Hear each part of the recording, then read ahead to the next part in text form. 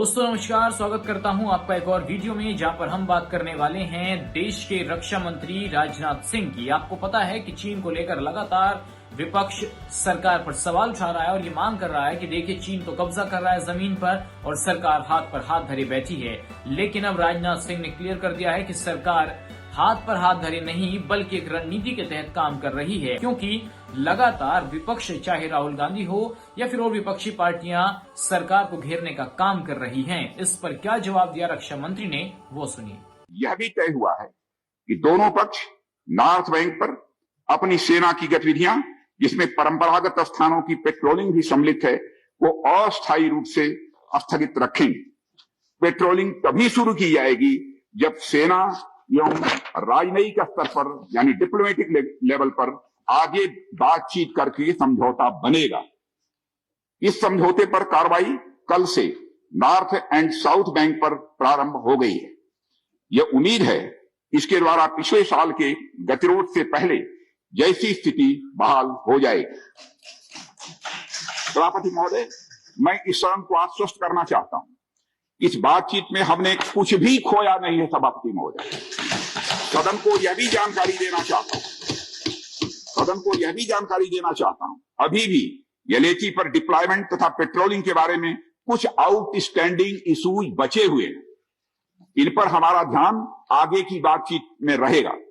दोनों पक्ष इस बात पर सहमत हैं कि बाइलेटरल एग्रीमेंट्स तथा प्रोटोकॉल के तहत पूर्ण डिसएंगेजमेंट जल्द से जल्द कर लिया जाए।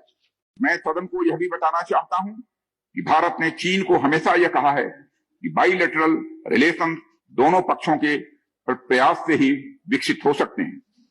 साथ साथ ही सीमा के प्रश्न को भी बातचीत के जरिए ही हल किया जा सकता है, परंतु एलएसी पर पीस एंड ट्रैंक्विलिटी में किसी प्रकार की प्रतिकूल स्थिति का हमारी बाइलेटरल टाइज पर बुरा असर पड़ता है।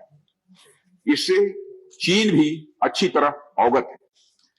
कई हाई लेवल ज्वाइंट स्टेटमेंट में भी यह जिक्र किया गया है कि एलएसी तथा सीमाओं पर पीस एंड ट्रैंक्विलिटी कायम रखना बाइलेटरल रिलेशन के लिए यह अत्यंत आवश्यक है।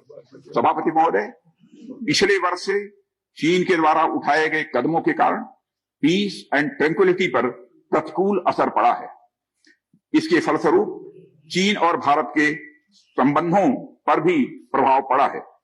उच्च स्तर पर चीन के साथ कई बार बातचीत के दौरान, जिसमें मेरे द्वारा चीनी रक्षा मंत्री के साथ पिछले सितंबर की बैठक और मेरे सहयोगी विदेश मंत्री श्री जयशंकर जी की चीनी विदेश मंत्री के साथ तथा हमारे एनएसए श्री अजीत जी डोभाल की अपने चीनी काउंटर पार्ट के साथ बातचीत शामिल है।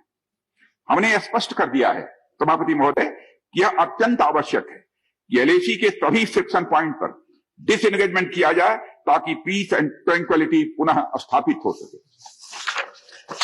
सभापति महोदय, पिछले वर्ष मैंने इस सदन को अवगत कराया था कि एलएसी के आसपास ईस्टर्न लद्दाख में कई फ्रिक्शन एरियाज बन गए हैं।